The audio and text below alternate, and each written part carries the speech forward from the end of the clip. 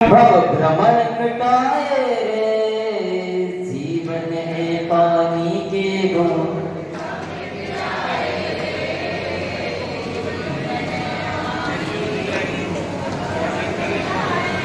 करता कर ना सके गुरु करे सो हो। भाई दीप तीन लोक में गुरु से बड़ा नहीं। औरंगाबाद की वह पावन भूमि, जिस भूमि में हमारे गुरु का गुरु आचार्य भगवान गणाचार्य विराट सर जी महामुनिराज ने निर्माण दीक्षा को प्राप्त किया, अर्थात मुनि दीक्षा को प्राप्त किया। आज उसी पावन भूमि के निकट अंचल में उन्होंने अपने शरीर का भी त्याग करके निर्माण की यात्रा में एक कदम और आगे बढ़ाया। उत्कृष्ट समाधि मरण करके पूरे विश्व को राष्ट्र संत के साथ विश्व गुरु बन के पूरे विश्व को जीने के साथ साथ समाधि कैसे करते हैं वो भी सिखा कर चुके हैं। कहते हैं तम फलम सकल दर्शनाथ सोगते। सर्वज्ञ देव का कथन है कि जो निर्दोष समाधि पूर्वक मरण करता है वही आपकी तप साधना का फल है। आचार्य श्री ने बहुत सारे ग्रंथों का और जल बिंदु का महाकाव्य का भी सृजन किया, आदि ग्रंथों का सृजन किया। आचार्य श्री ने वास्तु का ज्योतिष था, बहुत आचार्य श्री को उसका ज्ञान था। हमने पहली बार ऐसे महान संत देखे हैं। हमने ऐसा पढ़ा नहीं, ऐसा कहीं लिखा नहीं कि समाधि ऐसे की जाती है, लेकिन जिन्होंने कुछ घंटे पहले ही सारा सामने रख दिया हो और खुद अपनी यात्रा में चले गए हों, ऐसे संत हमने अभी तक देखे नहीं। और ऐसे संत जो हुए हैं ऐसे होंगे। ऐसे संत सिर्फ दो ही देखे हैं, एक सूर्य और एक चांद। कैसा अद्भुत संयोग था ये कि 18 फरवरी को विद्या नामक सूर्य का अस्त हुआ और 4 जुलाई को विराट नामक चंद्र का विलय हो गया। ये संयोग देखो, एक सूर्य थे तो एक चंद्र थे। क्योंकि जिस भांति सूर्य अपने प्रकाश से सबको आलोकित करता है, उसी भांति चंद्र अपनी प्रकाश से सबको आंदोलित करता है। इस संयोग कैसा है? सूर्य का उदय दक्षिण में हुआ तो अस्त कहाँ हुआ? उत्तर में। और चंद्र का निलय उत्तर में हुआ तो अस्त जाके हुआ दक्षिण में। आप विचार करो कि जिस औरंगाबाद की पावन भूमि पे आचार्य भगवान ने दीक्षा अंगीकार की, मुनि दीक्षा हुई, और उसी भूमि पे जाकर उन्होंने अपने अंतिम लक्ष्य को पूर्ण किया। जहां से वो इस अपनी यात्रा चालू की थी, वहां वो अपनी यात्रा पूर्ण करके वहां से उन्होंने विराम दे दिया। ऐसे संत हमने आज तक नहीं देखे। आचार्य भगवान एक सूर्य और एक चंद्र, ये दोनों की राशि ये क्या है? 20 वृषभ, वृषभ। दोनों की राशि एक है और एक ने अष्टमी के दिन महाप्रयाण किया तो एक ने चतुर्दशी। दोनों ने इस दोनों तिथि को, महान पावन तिथि को शुभ तिथि बना दिया। जिन्होंने अत्यंत उत्तर समाधि का जो संदेश दिया है, अभी महाराज कह रहे थे लाइब्रेरी है चलती चलती आचार्य श्री समय सार, नयन सार, नियम सार, प्रवचन सार आदि आदि ग्रंथों की गाथाएं बिहार में पूछते। आचार्य श्री ने सबको बहुत अनुभव दिया, बहुत संस्कार दिए। आचार्य श्री के साथ जब भी सानिध्य मिला, बढ़ई पंचकल्याणक था। हमें सौभाग्य नहीं मिला कि हम वहां पंचकल्याणक को रुक जाएं, लेकिन यदि सम्मेलन जब झांसी का हुआ पहले, तो आचार्य भगवान विशुद्ध सागर जी का निर्देशन था, लेकिन आचार्य भगवान सागर की ओर से वहां पहुंचने में थोड़ा विलंब हो रहा था झांसी। तो आचार्य श्री की खबर आई गुरुदेव के पास, आप सोनागिर में पास में हैं, आप पहुंचे। आचार्य श्री ने कहा ठीक है। अब आचार्य श्री बोले हम कैसे लोगों से कहें कि तुम विधान करो, तो माँ हमने कहा आप आशीर्वाद दो। तो वहां जो 24 समोषण विधान आते हुए जो तैयारी हुई, जब आचार्य श्री का मंगल प्रवेश हुआ, तो आचार्य श्री ने बुला के आशीर्वाद दिया कि बहुत अच्छे, ऐसे ही सीखना है, ऐसे आगे बढ़ना है, अनुभव करो कैसे क्या होता है। तो राजा खेड़ा से बड़े पंचकल्याणक के लिए आए,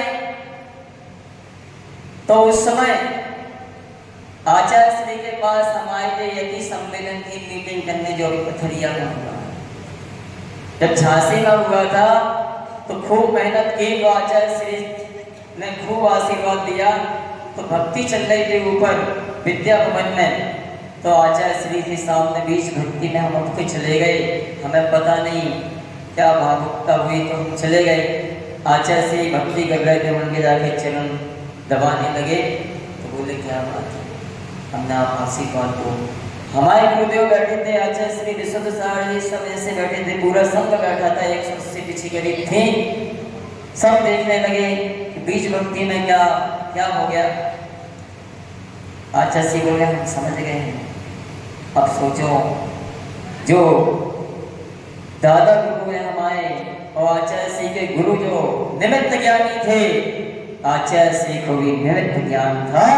आचार्य श्री ने खुद कह दिया, सोच लो विनय सागर, हमने गुरुदेव 500 किलोमीटर दूर से हम सारे साधु को लाएंगे और जहां उन्हें जाना वहां तक बिहार कराएंगे।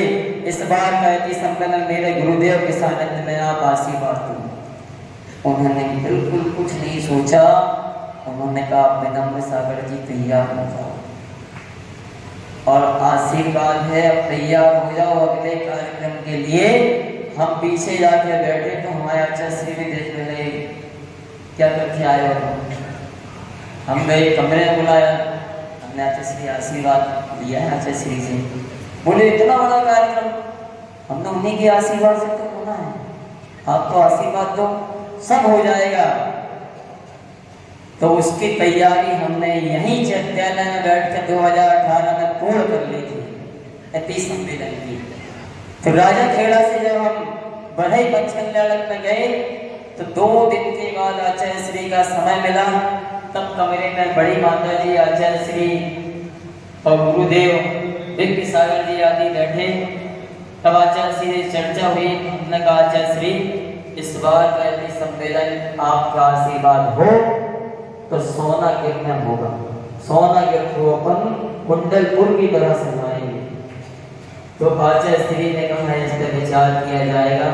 बड़ी माता जी ने सारी तैयारियां बताई, वो किया। तो फिर वहां से पंचकल्याणक के प्रांगण में जाना आना होता था। वहां गजरत चलने थे, लेकिन हमारा इतना पुण्य नहीं था, हमें मिडापुर पंचकल्याणक में जाना था। एक महाराज को लेकर वहां से बिहार में गए। तो आचार्य श्री हाथ पकड़ के ले जा रहे थे, तो वहां पंडाल से वहां तक। तो हमारा ये कहना है कि अभी तक हम जो भी कार्य करते थे या किसी भी प्रकार के कार्य कहीं भी बिहार करते थे तो हम पहले अपने दादा गुरु से पूछते थे, अब किससे पूछे, है ना। वो अपने बीच में आज जो विद्यांजलि आप लोगों ने दी है, अपने अपने भाव व्यक्त किए हैं। ये विद्यांजलि यदि पूरी जिंदगी भर भी दी जाए तो आचार्य के गुणानुवाद हम नहीं कर सकते। उनके कितने उपकार हर एक जीव पे। बोलना तो बहुत कुछ है, बहुत कुछ आता भी है, जो सिखाया है वही बोल सकते हैं, लेकिन बोलने में असमर्थ हैं कि हमने जिन्होंने सिखाया है उनके बारे में हम कैसे बोलें। हमें आचार्य से बहुत लगाव था और अब हम 2 साल से सोच रहे थे कि आचार्य के पास जाएंगे। इस बार आचार्य ने जब पत्र भेजा विक्की के हाथ तो बोले आपको फिर भिंड जाना है। हमने कहा आचार्य जवाब दिया गया, बिहार चल रहा था तो उन्होंने खूब आशीर्वाद दिया, बोले भिंड जाओ और सोनागिर में जो भी कार्य बताए थे हमने उन्होंने कहा पूर्ण करो और खूब आशीर्वाद है, इसके बाद सीधे आ जाना। अब हम बताओ कहाँ जाएं। उन्होंने तो बुलाया है ना। आचार्य श्री के पास 2 साल से हम प्रयास कर रहे हैं, लेकिन कारणवश कार्य ऐसे फंस जाते हैं। अभी निकल रहे थे तो आचार्य से इतनी फास्ट बिहार कर गए कि महाराष्ट्र की सीमा के पास पहुंच गए, तो हमारा जाना मुश्किल पड़ गया। इतनी तेज गर्मी में हम कैसे पहुंच पाएंगे आचार्य से के पास, समय तक पहुंच भी नहीं पाते। तो बहगाव करके, लेकिन आचार्य का बराबर इसमें आशीर्वाद प्राप्त होता रहा। हम आचार्य के उपकार अपने इस जीवन में क्या ऐसे अनंत जीवन में भी हम उनके उपकार चुका नहीं सकते, और हम अपनी इस जिह्वा से उन्हें विद्यांजलि तो दे सकते हैं, लेकिन उनके एक एक गुणों का बात करें, उनके उपकार को हम बोलें, ऐसे हमारे कई जीवन निकल जाएंगे। हम क्या बोलें।